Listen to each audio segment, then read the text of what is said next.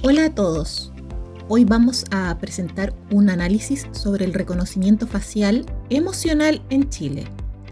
Este piloto se implementó en buses del sistema Red Metropolitana y no solo identifica rostros, sino que también intenta interpretar emociones y comportamientos. Durante esta exposición revisaremos las dimensiones éticas, legales, de gobernanza y sociales, para finalmente compartir algunas recomendaciones. Antes de comenzar, es importante aclarar qué significa reconocimiento facial emocional. Es una tecnología que combina el reconocimiento de rostros con algoritmos de inteligencia artificial que intentan interpretar emociones y estados de ánimo.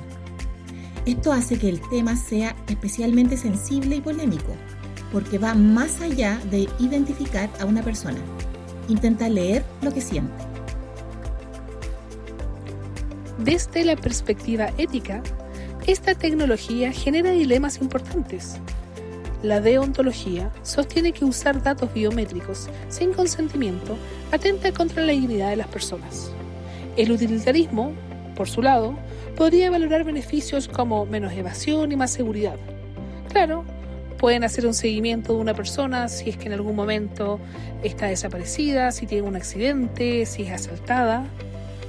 Pero al compararlo con los riesgos, como la vigilancia masiva y la discriminación, esto parece pesar más. Además, los grupos vulnerables, como mujeres, menores y minorías, suelen ser los más afectados. Un caso concreto con el cual podemos ejemplificar, y el cual ha estado en boga estos últimos días, ha sido el uso de la tarjeta TNE por parte de los estudiantes.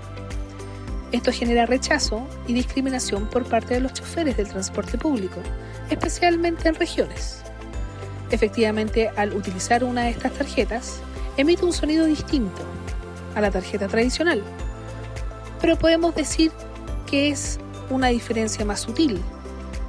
Ahora, si pensamos que hay un lector biométrico que discrimine de una forma mucho más concreta, hace que claramente se pierda la confianza en el sistema.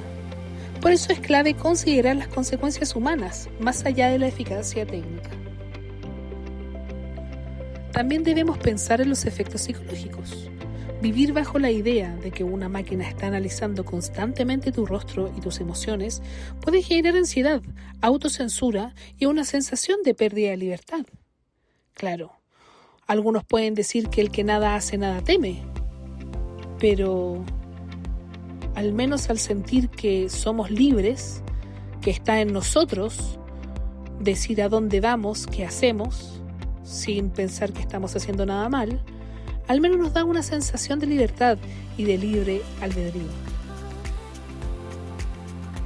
Otro ángulo importante es la ética del cuidado, que busca proteger a los más vulnerables. En este sentido, deberíamos preguntarnos, ¿qué pasaría si esta tecnología discrimina a minorías o refuerza desigualdades existentes? Estos escenarios deben analizarse antes de aplicar el sistema a gran escala. Finalmente, podemos relacionar este debate con experiencias internacionales donde el reconocimiento facial se aplicó sin las suficientes salvaguardas éticas y generó rechazo ciudadano. Estos antecedentes muestran que la ética no es un complemento, sino un eje central. Además, cabe considerar que la ética no solo analiza principios abstractos, sino que también se aplica en lo cotidiano. Por ejemplo, ¿cómo se sentiría una persona sabiendo que cada vez que sube a un bus, alguien está registrando sus emociones? Ese simple hecho puede afectar la confianza en el transporte público y en la tecnología en general.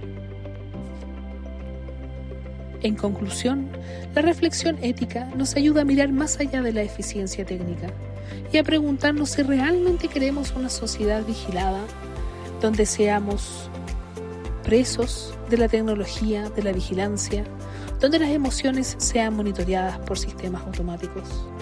¿Es eso el futuro que esperamos? En Chile existe la Ley 19.628, que considera los datos biométricos como datos sensibles, lo que implica que deben manejarse con altos estándares y con consentimiento expreso. Si se implementa sin autorización de todos los pasajeros, esto puede interpretarse como una infracción. Además, hay que recordar que esta ley es bastante antigua, del año 1999, y muchos expertos señalan que no está preparada para tecnologías modernas como la inteligencia artificial. Eso hace que el uso del reconocimiento facial emocional quede en una zona gris, aumentando los riesgos legales. En el ámbito internacional, tanto la OCDE como la UNESCO destacan principios como la transparencia y el respeto a los derechos humanos. Un ejemplo es el caso Clearview A en Europa y Canadá, donde el uso indebido de datos faciales sin permiso generó sanciones. Chile puede aprender de esas experiencias y adelantarse a posibles conflictos legales y éticos. También vale la pena comparar con Latinoamérica. Países como Argentina y Perú cuentan con leyes de habeas data que protegen con mayor claridad los derechos digitales. Este contraste muestra que Chile aún tiene camino por recorrer en actualizar sus regulaciones. Un punto importante es la transparencia hacia los ciudadanos. Muchas veces la gente ni siquiera sabe qué datos se están recopilando y para qué se usan. Hacer campañas de información pública ayudaría a que las personas comprendan sus derechos y ejerzan control sobre su información. Otro aspecto clave es la responsabilidad de las empresas proveedoras de tecnología. No basta con que el Estado regule. Las compañías que desarrollan e instalan estos sistemas deben garantizar estándares de seguridad y responder en caso de abusos o filtraciones. La gobernanza tecnológica es fundamental para asegurar un uso responsable del reconocimiento facial emocional. No basta con que la tecnología funcione, se necesitan estructuras de control claras y principios que resguarden los derechos ciudadanos. La OCDE y la UNESCO insisten en la transparencia, la rendición de cuentas y el respeto a la dignidad humana como ejes centrales. En Chile, el Ministerio de Transporte y las empresas operadoras deberían adelantarse a la falta de regulación creando reglas internas exigentes. Esto implica auditorías externas de los algoritmos, protocolos de eliminación segura de datos y organismos independientes que supervisen el sistema. Con ello, no solo se protegen derechos, sino que también se fortalece la confianza pública, condición clave para que la ciudadanía acepte la innovación. Un mecanismo práctico sería publicar informes periódicos donde se detalle qué datos se recolectaron, cómo se usaron y cuáles fueron los errores detectados. Esa transparencia daría garantías de que no se trata de vigilancia sin límites. Además, las empresas deben entrenar sus algoritmos con datos diversos para reducir sesgos que suelen afectar a mujeres, menores y minorías, evitando así reproducir desigualdades.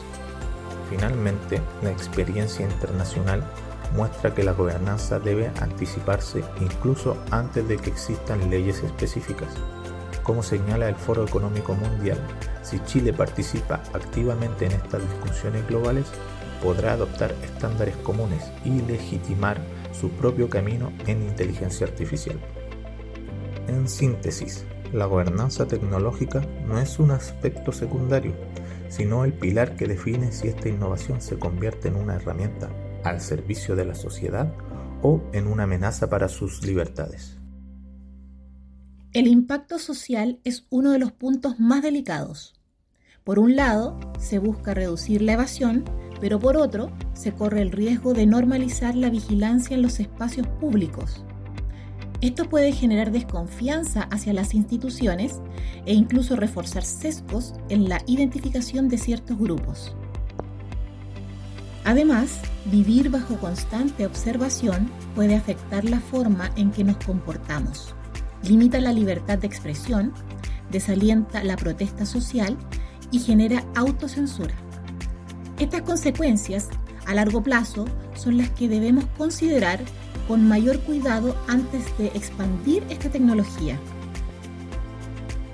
Otro aspecto a considerar es la brecha digital. Las personas con menos acceso a información o con menos conocimientos sobre sus derechos digitales son quienes corren más riesgo de ser vulnerados. Esto genera un impacto desigual, donde los más vulnerables son los más expuestos. Finalmente, hay un tema de confianza social. Si la ciudadanía percibe que el transporte público se convierte en un espacio de control más que de servicio, se pierde legitimidad y se erosiona el sentido de comunidad. Para cerrar, podemos decir que el caso chileno muestra la necesidad de contar con un marco legal sólido que proteja los derechos fundamentales.